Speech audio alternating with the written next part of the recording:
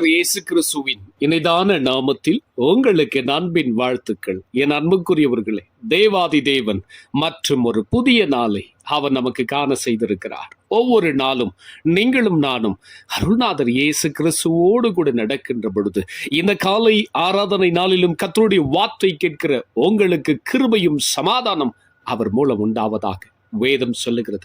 நியாயாதிபதிகள் 13ஆம் அதிகாரம் 24வது வசனத்தை வாசித்து பாருங்கள்.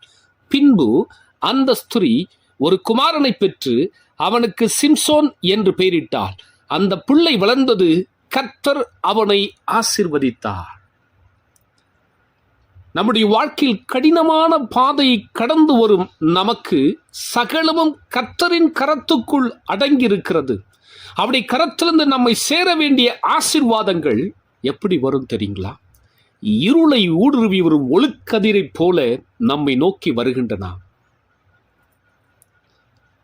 அப்படி தேவன் நம்மை ஆசீர்வதிக்கிற தேவனாகவே அவர் இருக்கிறார். என் அன்புக்குரியவர்களே, சிம்சோன் பிறப்பை பார்க்கிற பொழுது அவன் தாயின் வயிற்றில் உருவாகும் முன்னமே கர்த்தர் அவன் வாழ்க்கையில் ஒரு திட்டத்தை அவர் வைத்திருந்தார். அது மட்டுமன்றி அவன் தாயும் இந்த தேவனுடைய திட்டத்தில் அவர் இருந்தார். வேதம் சொல்லுகிறது. சங்கீதம் 22 1 9 10 ஆகிய வசனங்களை வாசித்து பாருங்கள். நீரே என்னை கர்ப்பத்திலிருந்து எடுத்தவர், என் தாயின் முளைப்பாலை நான் உண்கையில் என்னை உம்முடைய பேரில் நம்பிக்கையாயிருக்க பண்ணினீர். கர்ப்பத்திலிருந்து வெளிப்படும் போதே உமது சார்பில் விழுந்தேன். நான் என் தாயின் வயிற்றில் இருந்தது முதல் நீரே என் தேவனாய் இருக்கிறீர் என்று சொல்லி சங்கீதக்காரனை இவ்விதமாக கூறுகிறதை நாம் பார்க்க முடிகிறது. இப்படி தேவனை நோக்கி சங்கீதக்காரன் அவர் இவ்விதமாக சொல்கிறார். நீரே என்னை கர்ப்பத்திலிருந்து எடுத்தவர் என்கிறார். எடுத்தவர் என்ற வார்த்தைக்கு எபிரேய அகராதியிலே இவ்விதமாக சொல்லப்பட்டிருக்கிறது. பறித்தவர் என்ற வார்த்தை அதற்கு அர்த்தம் சொல்லப்பட்டிருக்கிறது.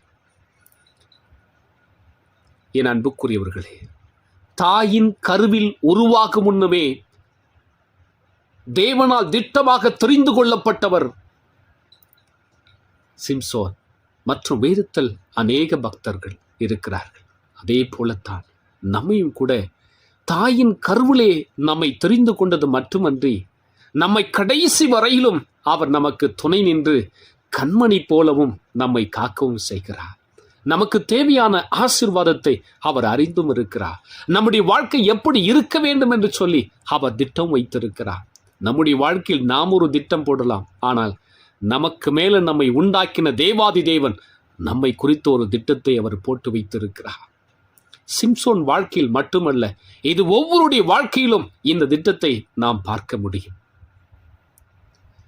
வாழ்க்கை என்னும் பயணத்திலே நாம் கடந்து போய் கொண்டிருக்கிறோம். இந்த வாழ்க்கை பயணத்திலே சில சமயங்களில் சிம்சோனை போல நாம் உடைக்கப்பட்டு போயிருக்கலாம். ஆனால் தேவாதி தேவன் அப்படியே நம்மை விட்டுவிட மாட்டார். இந்த உடைந்த பாத்திரமான நம்முடைய வாழ்க்கையை சீர்படுத்தி நம்மை புதுப்பிக்கிற தேவனாக அவர் நம்மோடு கூட இருக்கிறாரா? என் அன்புக்குரியவர்கள், தேவன் உங்களை குறித்து ஒரு நல்ல திட்டத்தை அவர் வைத்திருக்கிறார். ஒரு நல்ல நோக்கத்தை வைத்திருக்கிறார். சிம்சோனுடைய வாழ்க்கையில் தேவன் ஒரு நல்ல திட்டத்தை வைத்திருக்கிறார். அதே போலவே உங்க வாழ்க்கையில் ஒரு நல்ல திட்டத்தை வைத்திருக்கிறார். தேவாதி தேவன் உங்களையும் ஆசீர்வதிப்பார். உடைக்கப்படுகிற சூழ்நிலைகள் எல்லாம் நீங்கள் உருவாக்கப்படுகிற காலமாக தேவன் மாற்றி உங்களை எல்லா விதத்திலும் கர்த்தர் ஆசீர்வதிக்க போகிறார். உங்க வாழ்க்கை ஆசீர்வாதமாக மாற்றப் போகிறார். அவர் உங்களோடு கூட இருந்து உங்களை நடத்தப் போகிறார். வேதம் சொல்லுகிறது. ஏசாயா தீர்க்கதரிசியின் புஸ்தகம் 44ஆம் அதிகாரம் 2வது வசனத்தை வாசித்து பாருங்கள். உன்னை உண்டாக்கினவரும் தாயின் கர்ப்பத்தில் உன்னை உருவாக்கினவரும் உனக்கு துணை செய்கிறவருமாகிய கர்த்தர் சொல்லுகிறதாவது, என் தாசனாகிய யாக்கோப்பே, நான் தெரிந்து கொண்ட யசுரனே, பயப்படாதே. என் மகளே, என் மகளே, பயப்படாதே. நான் உனக்கு துணை நிற்கிறேன்.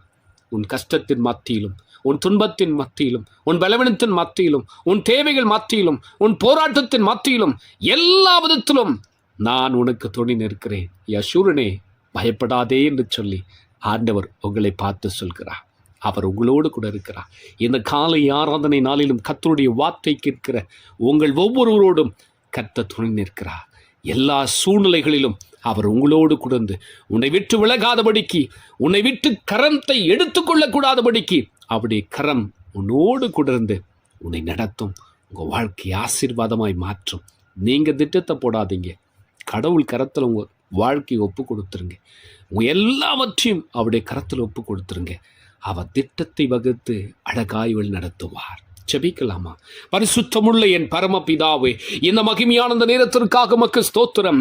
இந்த காலை ஆராதனை நாளுடைய வார்த்தைகளை கேட்கிற ஒவ்வொரு பிள்ளைகளையும் தேவன் நினைத்தருளும்படியாக நான் ஜெபிக்கிறேன். ஆண்டவரே, தாயின் கர்ப்பத்தில் இருக்கிற பொழுது எங்களை நீ தெரிந்து கொண்டீர். எங்களை குறித்து ஒரு நல்ல நோக்கத்தை வைத்திருக்கிறேன். எங்களை குறித்து ஒரு நல்ல திட்டத்தை வைத்திருக்கிறேன். அந்த திட்டத்தை எங்கள் வாழ்க்கையை தேவன் மாற்றும்படியாக ஜெபிக்கிறேன். எங்கள் வாழ்க்கை ஆசீர்வாதமாய் மாற செய்வதற்காக உமக்கு ஸ்தோத்திரம். இந்த வார்த்தை கேட்கிற ஒவ்வொரு பிள்ளைகளுடைய வாழ்க்கையிலும் ஒரு நோக்கத்தை வைத்திருக்கிறேன். அந்த நோக்கத்தின் ஆசீர்வாதத்தை உடைய பிள்ளைகளுக்கு கொடுத்து தேவன் உங்கள் பிள்ளைகள் ஒவ்வொருடைய வாழ்க்கையும் ஆசீர்வாதமாக மாற செய்ய போவதற்காக உமக்கு நன்றி சொல்லுகிறேன். இந்த காலை ஆராதனை ஆசீர்வதிங்க. தேசம் முழுது நடக்கிற ஒவ்வொரு ஆராதனைகளிலும் இப்படி நாம் உயர்த்தப்படுவதாக. இந்த வார்த்தை கேட்டு ஒவ்வொரு பிள்ளைகளுடைய ஆவி, ஆத்மா, சரீரம் ஆளுகைக்கு கொடுக்கிறேன். இயேசு கிறிஸ்துவின் மூலம் வேண்டிக் கொள்கிறேன் பிதாவே. ஆமேன், ஆமேன். என் அன்புக்குரியவர்களே, தேவாதி தேவன் உங்களை குறித்து ஒரு நல்ல திட்டத்தை வைத்திருக்கிறார். உன்னை உருவாக்கினவர் உனக்கு துணை செய்வார், உன்னை ஆசீர்வதிப்பார். God bless you.